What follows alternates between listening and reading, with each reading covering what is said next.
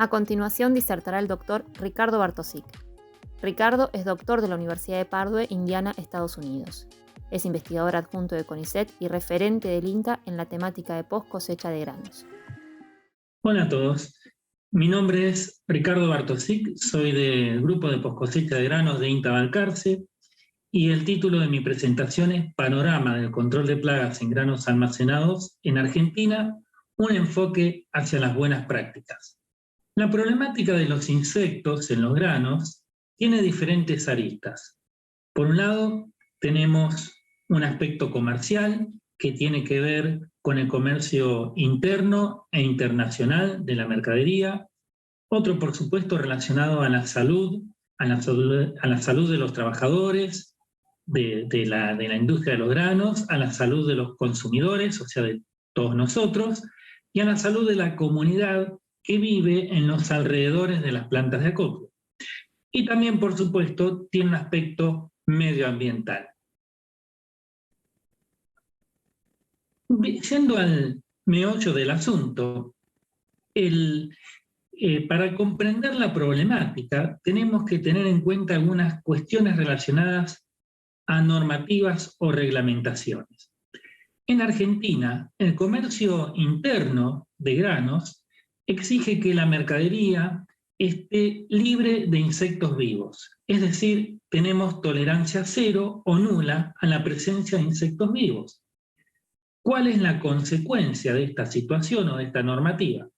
Supongamos un productor o un acopiador que va a enviar grano a puerto y tiene un flete de 300 kilómetros de distancia con un costo, por supuesto, asociado.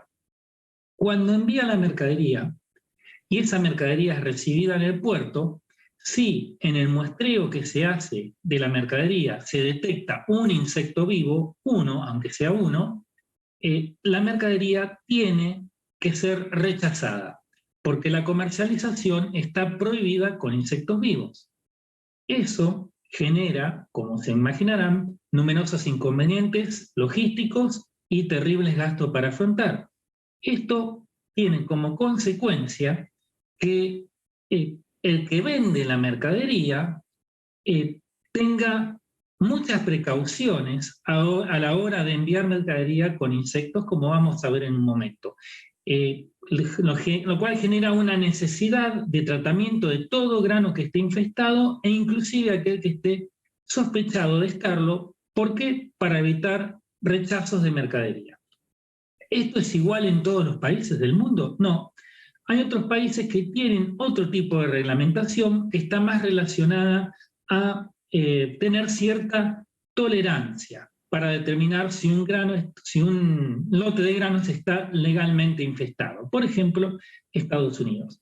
Pero tengamos en cuenta que hay otros países, como Australia, que tienen la misma reglamentación que Argentina. O sea que si vamos a ver esta problemática o este enfoque a nivel mundial, tenemos tanto países que tienen tolerancia cero como aquellos que manejan algún nivel de tolerancia respecto de la presencia de insectos vivos en los granos a comercializar. Independientemente de lo que ocurra fronteras adentro de cada país, la realidad es que el comercio internacional siempre exige que la mercadería esté libre de insectos vivos. Esto hace que los barcos o cualquier tipo de transporte que se utilice para comercio internacional tenga que estar tratado con normalmente fosfina para evitar el transporte de granos con insectos de un país a otro. Esto, por supuesto, se entenderá, es una medida sanitaria porque ningún país quiere importar potenciales plagas a su territorio por los problemas agronómicos y costos terribles que esto traería para su propia producción. Entonces, el comercio internacional siempre es libre de insectos vivos y esto es inclusive para granos orgánicos que, por supuesto, tienen mayores dificultades para cumplir con esta exigencia. Bueno, por otro lado tenemos el tema de los límites máximos de residuo. Como sabemos, los límites máximos de residuo son límites que se fijan desde el punto de vista médico, toxicológico, para determinar si una mercadería está en condiciones de ser consumida sin tener problemas o traer problemas para la salud de los consumidores. Lo que tenemos que saber que este límite máximo de residuo, por supuesto, es una restricción legal, lo cual implica que va a variar de acuerdo al principio activo. Por supuesto, hay algunos principios activos que tienen un mayor nivel de toxicidad que otros, por lo tanto el límite máximo de residuo puede variar según el tipo de grano, porque está relacionado el límite máximo de residuo a la cantidad ingerida de ese principio activo. Entonces, si un producto se consume en la dieta media de una población más que otro, en ese producto que se consume más, el límite máximo de residuo probablemente sea mejor que en un producto que tiene bajo consumo. Por otro lado, tenemos que saber que, como es una cuestión legal, simplemente hay trámites que se tienen que hacer para que sean registrados para su uso en granos almacenados, y si el trámite no se realiza, ese producto no está registrado, por lo tanto va a tener una implicancia en su nivel de residuo aceptado. Y esto varía de acuerdo a los diferentes países. Aquí en la pantalla podemos ver los diferentes principios activos habilitados en Argentina. Estos que están aquí en rojo ya no están habilitados, y como vamos a ver, el clorpirifos está próximo a ser prohibido también. Entonces tenemos muy pocos habilitados para granos almacenados. Y como podemos ver, para los diferentes productos, los límites máximos de residuos van variando de acuerdo a su nivel de toxicidad, tipo de matriz en la que lo vamos a aplicar, etc. Y también de acuerdo a la región o país, para Argentina en este caso y para la Unión Europea en este otro caso. Entonces, no hay un valor en particular, sino que va a depender de todos los factores que estuvimos comentando hasta hace un momento. Ahora bien, tenemos discrepancias a nivel de comercio internacional respecto a los límites máximos de residuos. Estas discrepancias pueden estar dadas porque hay productos que pueden estar registrados tanto en Argentina como en nuestro destino de exportación, pero en nuestro país destino de exportación ese límite máximo de residuo puede ser diferente, como en el caso del pirimifosmetil. Está registrado para su uso en post cosecha tanto en Argentina como en la Unión Europea, pero los límites máximos aceptados pueden ser diferentes, de 1 a 10 ppm en Argentina de acuerdo al producto en el cual vamos a aplicarlo, y 5 ppm en la Unión Europea. O, por ejemplo, si un producto está registrado en un país pero no en otro, como era el caso del DDBP, que estaba registrado en Argentina, en ese caso el límite máximo de residuo era de 5 ppm, mientras que en la Unión Europea ya no estaba habilitado para su uso en post cosecha. Para ese caso se le fija un valor del límite máximo de residuo de 0,01 ppm. Este es un valor muy, muy bajo. Para darnos una idea, una gota de principio activo en 500 litros de agua es aproximadamente 0,01 ppm, lo cual nos da una idea del poder de detección de los nuevos análisis y la complejidad de tener en un país un principio activo registrado que no está habilitado en nuestro principal destino de exportación. Entonces,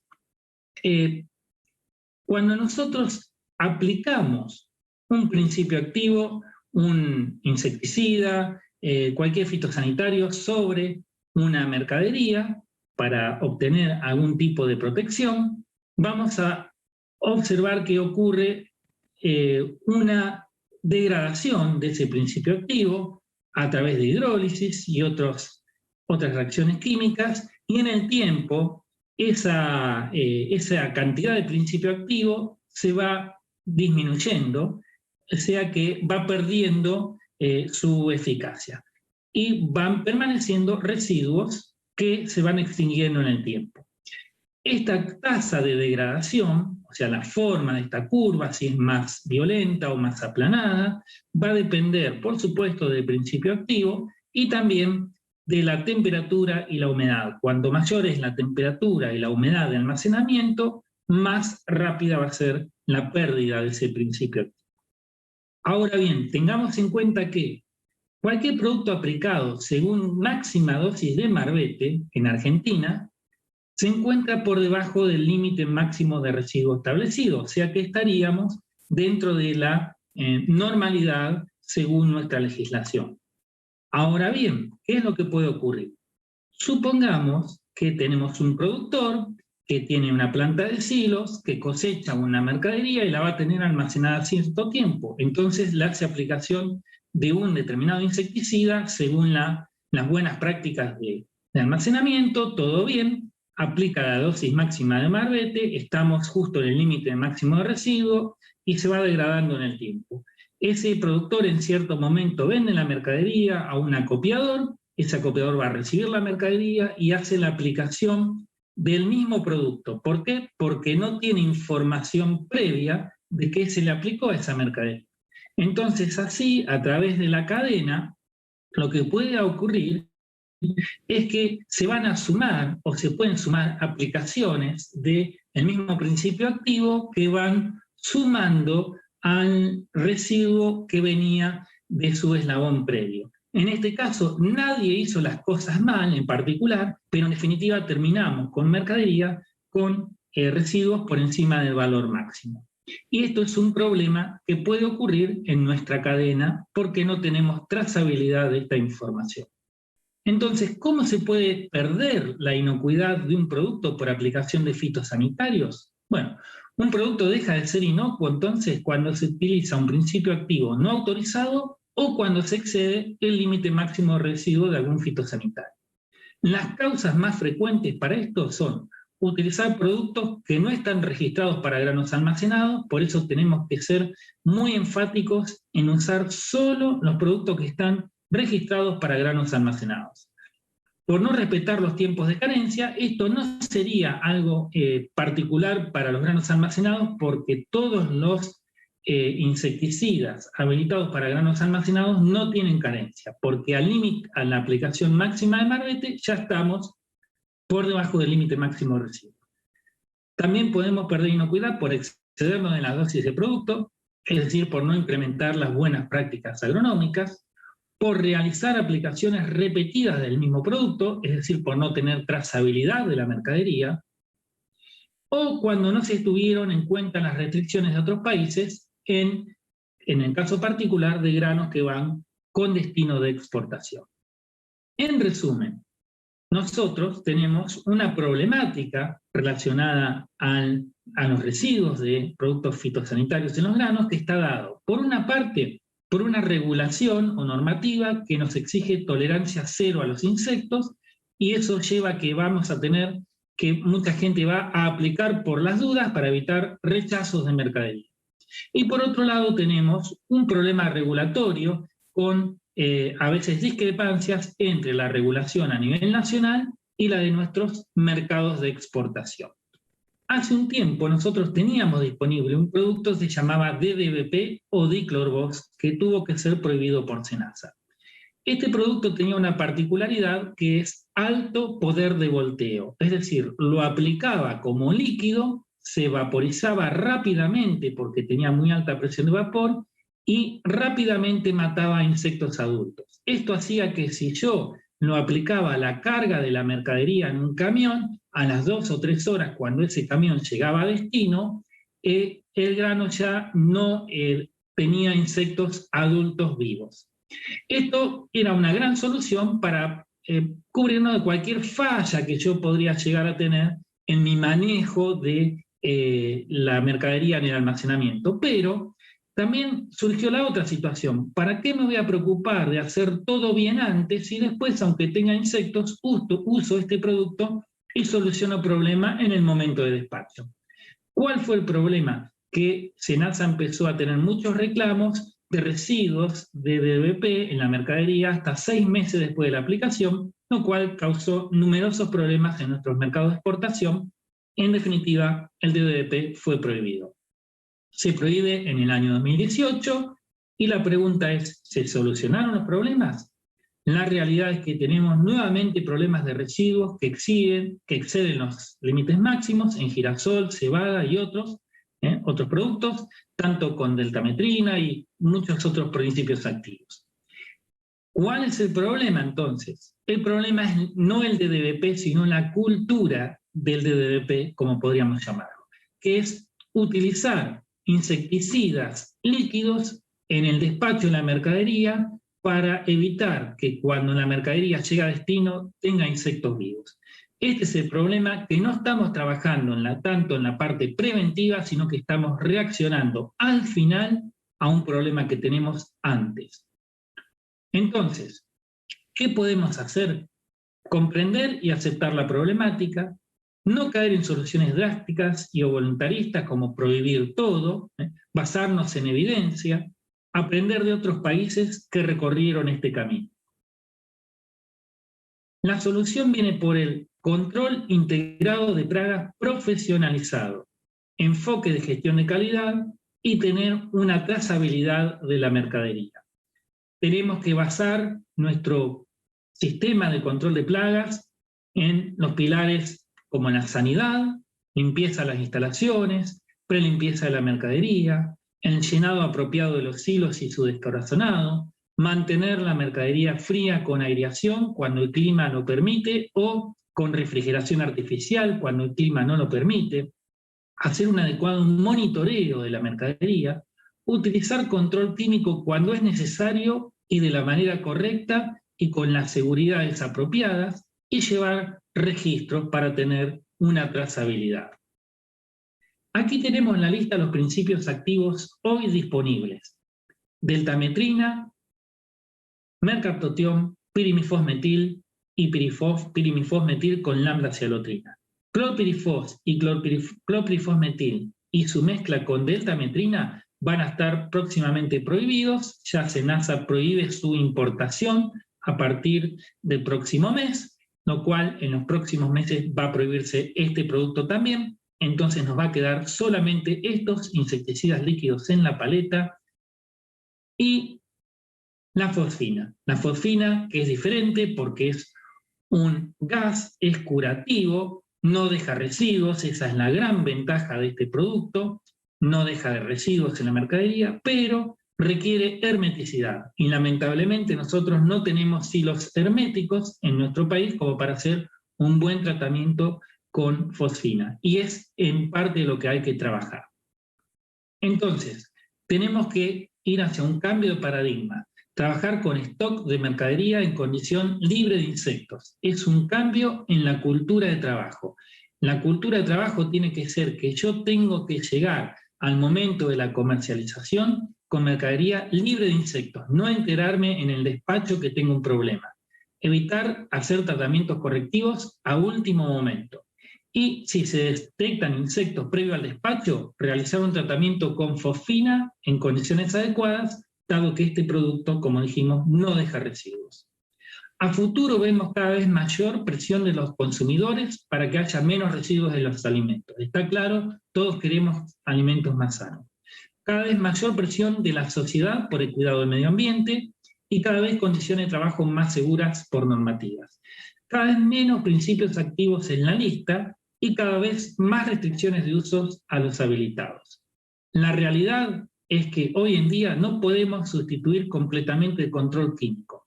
Entonces, hagamos nuestro mejor esfuerzo para hacer un uso racional y eficiente de los insecticidas disponibles. Defendamos esta herramienta haciendo un adecuado uso de ella.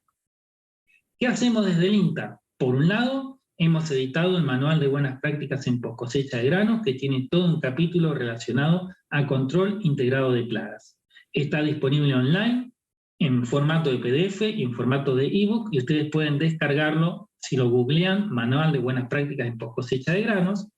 Y por otro lado, hemos editado recientemente un curso a distancia, totalmente a distancia, asincrónico, para que todos los profesionales lo puedan tomar, sobre control de plagas e inocuidad. Esta es una iniciativa entre el INTA de Balcarce y la Facultad de Ciencias Agrarias de la Universidad de Mar del Plata, con la colaboración de la Universidad de Iowa.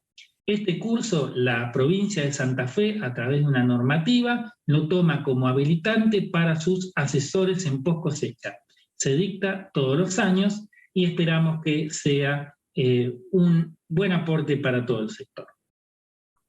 Desde ya, muchas gracias y a disposición por cualquier duda o consulta.